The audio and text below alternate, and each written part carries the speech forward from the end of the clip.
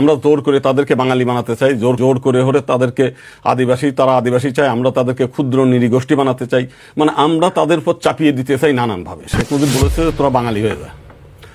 তো আসলে এইটাই হলো সমস্যাটা। আপনি যদি 1947 সালে একটু পেছন থেকে আসি, 1971 থেকে আসছে, আমি আরো একটু পেছনে যাই।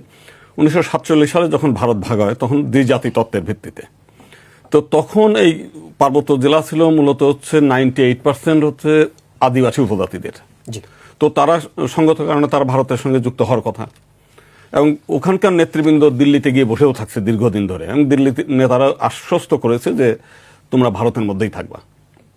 কিন্তু ঘটনাক্রমে 1947 সালে যখন দেশ স্বাধীন হয়ে গেল, ভারত ভাগ হলো, তখন দেখা গেল যে তারা ভারতীয় পতাকা উড়িয়ে রেখেছে, চট করে পাকিস্তানিরা গিয়ে সেটা দখল করে নিয়ে পাকিস্তানি পতাকা উড়িয়ে দিল আর কি।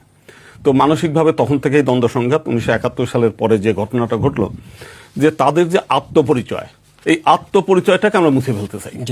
তো এইটা যদি না করে তারা কি চায়, তারা প্রথমত 1900 সালের হিল ট্যাক্স একটা আইন আছে, সেই বিধান মতে তাদেরকে স্বায়ত্তশাসন দেওয়ার কথা, যেমন কাশ্মীরে ছিল, কিন্তু ওইখানে তাদেরকে না দিয়ে বরং জিয়াউর রহমান যে কাজটা করলেন, শেখ মুজিব তো এক কাজ করলেন, জিয়াউর রহমান করলেন কি, এই সমতলের বিভিন্ন মুসলিম সম্প্রদায়ের লোকদেরকে সেখানে 5 একর করে ভূমি বরাদ্দ দিয়ে ওখানকার যে আদিবাসী যে এটা তার মধ্যে সংঘাত তৈরি করার জন্য তাদেরকে প্রত্যেকের বিভিন্ন এলাকাতে হাজার হাজার মুসলিমকে নিয়ে ওখানে পুনর্বাসন করলো। এতে কি হলো যে আদিবাসী জনসংখ্যা যেটা ছিল তাদের মধ্যে এই সংঘাত তৈরি হলো বাঙালি এবং আদিবাসী নিয়ে, এবং সেই দ্বন্দ্ব থেকেই কিন্তু পরবর্তীকালে মানে শান্তি চুক্তি হলেও সেই শান্তি চুক্তিটা ওখান থেকে শুরু হয়েছে অব্যাহত। শেখ মুজিব যে কাজটা করেছে, জিয়াউর রহমান চালাকি করে অন্য একটা করছে, যাতে আদিবাসীদের মধ্যে তাদের যেন সংখ্যাগরিষ্ঠতা না থাকে, ওই পাহাড়টার মধ্যে অন্য জেলার বিভিন্ন লোক সেখানে ঢুকিয়ে দিয়েছে।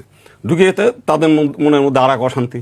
এখন তাদের মধ্যে বিভিন্ন জায়গায় বিয়ে থা নিয়ে অনেক সময় আদিবাসী মেয়েদেরকে ফুসলায় হোক অন্যভাবে হোক বাঙালি ছেলেরা বিয়ে করে।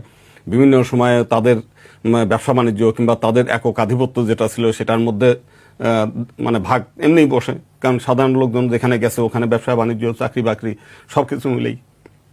এমনকি পার্লামেন্টের প্রতিনিধিত্বের ক্ষেত্রে আওয়ামী লীগের সময় তবুও উপজাতিরা প্রতিনিধিত্ব পায়, এমপি হয়, কিন্তু বিএনপির সময় দেখা গেছে কোনো একটা ওই পাহাড়ে এমপি হয় একজন মুসলিম।